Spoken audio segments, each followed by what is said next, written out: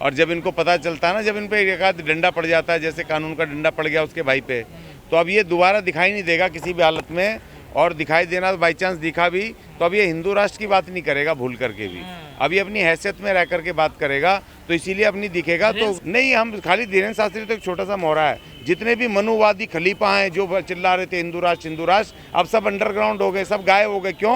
क्योंकि अब इस देश का बहुजन खड़ा हो गया। अब इस देश का जो शूद्र, जो ओबीसी अर्थात ओबीसी, वो खड़ा हो गया। SC ST के साथ तमाम वो लोग खड़े हो गए। और अब तो जनरल को भी लग रहा है कि अब तो हमारी भी बहन बेटियों को जिंदा जल रही हैं अपने घर बचाने के लिए। अब वो भी उसमें से भी जो प्रोग्रेसिव लोग हैं या जो ये समझते हैं कि बहन मायावती जी का न्याय के शासन बहुत जबरदस्त था उनका और उनको प्रोटेक्शन मिलती थी, अब वो भी उनके साथ आ रहे हैं। बिल्कुल आखिरी समय चल रहा है, क्योंकि जिस तरीके से पिछड़ों को समझ आ गया कि भाई हम जिस मनुवाद को ढो रहे थे, जिन धर्म शास्त्रों को और जिनको हम ढो रहे थे, उसमें तो हमें गालियाँ लिखी हैं। हम तो जिनका आयोजन करवा रहे थे वो तो उल्टा हम ही पैसे खर्च कर रहे हैं, हम ही यहाँ भीड़ जमा कर रहे हैं, हम ही सब कुछ कर रहे हैं और हमें ही गालियाँ मिल रही हैं। तो उन्होंने भी कह दिया, विद्रोह शुरू कर दिया। तो इसीलिए अब देखा ना आपने पीछे जो तमाम OBC समाज के अर्थात शूद्र समाज के बड़े बड़े बुद्धिजीवियों ने मोर्चा खोला, बड़ी बड़ी मीटिंगें हो रही हैं, बड़े बड़े वो चल रहे हैं। तो अब ये अभी आसान नहीं है, क्योंकि आज अनपढ़ नहीं है लोग इस देश में। आज लोगों के पास संसाधन भी है और वो इस देश के मूल नागरिक अपने पैरों पे भी खड़े हैं,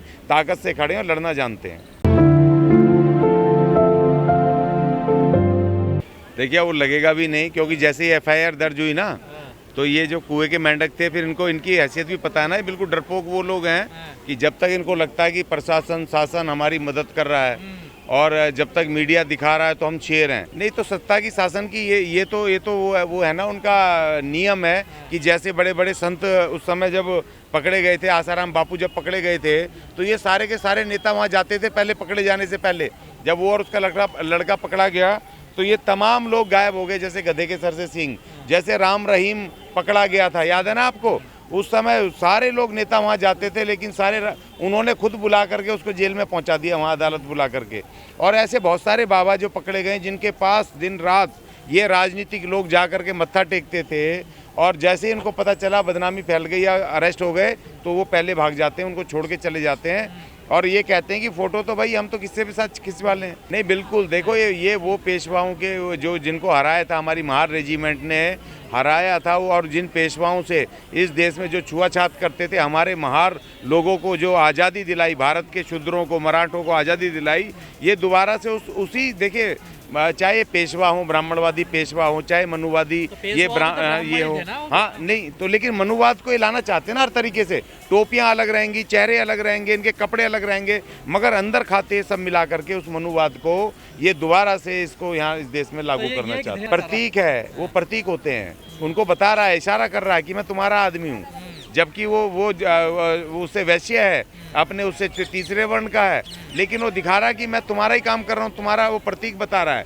ये इशारे होते हैं। तो उसने इशारा कर दिया कि मैं तुम्हारा ही आदमी हूँ और तुम्हारे मनुवाद को लागू करने के लिए काम कर रहा हूँ। तो ये सब प्रतीक होते हैं सारी जो होते हैं। जैसे हमारे सींग लगा करके आते हैं आदिवासी, तो हम आदिवासी, इस देश के मूल निवासी जो हमारे वो ये सब प्रतीक होते हैं। तो उनका प्रतीक क्या है? उस मनुवाद का प्रतीक ब्राह्मणवादी जितने भी पोशाक हैं, जितने भी, चाहे टोपी हो, चाहे उनके वस्त्र हो, चाहे जो भी हो, ये सब प्रतीक होते हैं। और उन प्रतीकों को बता रहे हैं हम तुम्हारे हैं भाई। दलितों की बात नहीं है, बात संविधान की बात है। जो भी संविधान से टकराएगा वो चूर चूर हो जाएगा। भारत का संविधान 26 जनवरी 1950 से जब से लागू हुआ है, बड़े बड़े खलीफाओं ने इसको तोड़ने की कोशिश की है। बहुत सारे कांग्रेस इसको तोड़ने की कोशिश करते करते चली गई, चल बसी, उसका भी बिल्कुल आखिरी सांस ले रही है। और बहुत सारे आए, जनता पार्टी आई, उसने भी अपनी अंतिम सांस लेके खत्म हो गई। और अब ये आई, और अब ये केजरीवाल एंड कंपनी, इसने इसको खत्म करने की कोशिश की थी भारत के संविधान को। आज जेलों में सड़ने जा रहे हैं सारे के सारे। तो ये लोकतंत्र के विरुद्ध है। एक मुख्यमंत्री इस तरह की अभद्र भाषा, अलोकतांत्रिक भाषा का, धमकी देने की भाषा का इस्तेमाल करता है, वो इस देश के लोकतांत्रिक व्यवस्था के विरुद्ध है, इसकी संविधान की मूल भावनाओं के विरुद्ध है। आप क्या कैसे मिला दोगे? आप कौन हो भाई? आप पुलिस हो, प्रशासन हो, न्याय हो, कोर्ट हो, कौन हो आप?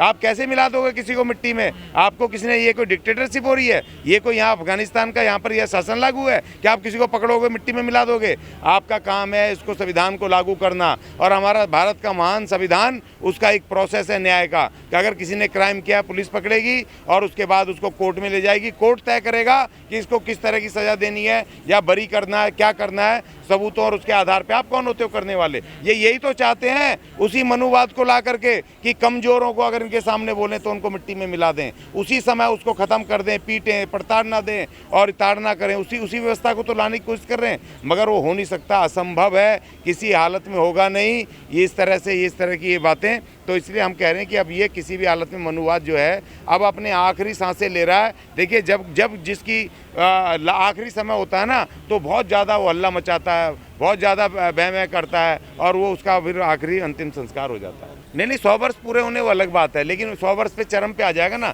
100 वर्ष तो इंसान की भी, मनुष्य उसकी वो लिखी हुई है ना कि समय सीमा 100 वर्ष तक ज़्यादा जीता है, 1-2 साल ऊपर नीचे हो जाए।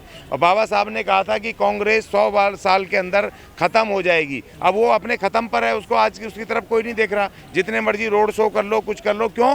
क्योंकि बाबा साहब ने उस वक्त कहा था कि जो कांग्रेस ने हमसे हमारा डबल वोट का राइट छीना, हमारे अधिकारों पर कुठाराघात करे, हमें हरिजन बनाया, हमारे खिलाफ साजिश की। आज उन बाबा साहब ने उस समय क्रुद्ध होकर के उन्होंने बोला था कि कांग्रेस इस देश में 100 साल से ज़्यादा जिंदा नहीं रहेगी। आज कांग्रेस को लाले पड़े अपने उसको अस्तित्व को बचाने के लिए। तो ये भी 100 साल पूरे होने वाले हैं। देखिए कांग्रेस भी, बीजेपी, ये आरएसएस की सबसे बड़ी बेटी है जो कांग्रेस है। अब ये इसको रिप्लेस करेंगे। अभी जो हो रहा है यहाँ पर दिल्ली के अंदर, जो कल मनीष सिसोदिया को अरेस्ट किया, आप क्या सोच रहे हो कि ये नूरा कुश्ती है? ये 2024 में दिल्ली के अंदर, क्योंकि बीजेपी का जो वोट बैंक है या इसका जो इसके खिलाफ जो मूवमेंट चल रहा है, अब इसको ये खड़े करके 7 सीटों पर ये दिल्ली को, इसको 7 सीट अपने चेले को दिलवाना चाहते हैं। यहाँ से जो बीएसपी का जो मूवमेंट खड़ा होने वाला है, एससी एसटी के जो दूसरे मूवमेंट खड़े होने वाले हैं, उसको रोकने के लिए, और जो थोड़ा बहुत कांग्रेस की तरफ मूवमेंट जाने वाला है, तो उसको रोकने के लिए अब ये नया चेहरा 2024 की तैयारी है। मनीष सिसोदिया को कल अरेस्ट करना, उसको सिंपैथी दिलवाने की कोशिश करना, लेकिन लोगों को पता है कि महाचोर हैं और इसीलिए चोरी में गए, भ्रष्टाचार में गए, सिंपैथी नहीं मिलेगी। सिसोदिया ने चोरी करी है, बिल्कुल महाचोरी करी है। और जिस दिन ये 2021 में जब 1 अप्रैल को इन्होंने इस पॉलिसी की घोषणा की थी, उस समय वो था कोरोना लगा हुआ था। मेरे साथ 5 लोग, हम जाकर के केजरीवाल के जैसे तैसे पहुंच के घर में, हमने अलीपुर रोड के उसके घर पे जाकर के हमने मेमोरेंडम दिया कि आप गलत पॉलिसी आपने की है। आपने बताओ 25 साल की उम्र से आपने 21 साल कर दी नौजवानों की दारू खरीदने की। आपने सीधा प्राइवेटाइजेशन कर दिया, SC ST के रिजर्वेशन पे ख़त्म हो गया, बजट लालाओं के घर जाएगा, बजट में हमारा नुकसान कर दिया। हमने कहा कि ये गलत पॉलिसी है और वही हुआ। उसके 6-8 महीने बाद उसको उनके खिलाफ जांच शुरू हो गई और तब उन्होंने तुरंत विड्रॉ करी वो पॉलिसी। अगर वो पॉलिसी ठीक थी तो भाई आपने विड्रॉ क्यों करी? उस पॉलिसी को आपने वापस क्यों लिया? देखिए, तो इसीलिए हमने विरोध किया था, रिटर्न विरोध।